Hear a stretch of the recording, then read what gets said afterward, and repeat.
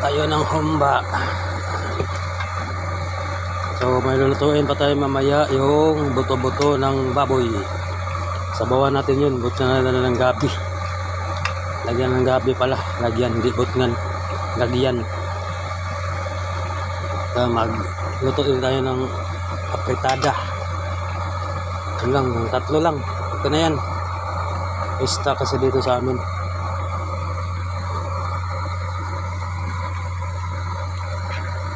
Nice.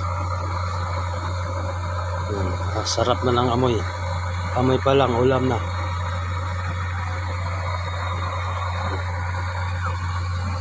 Yummy. Yummy.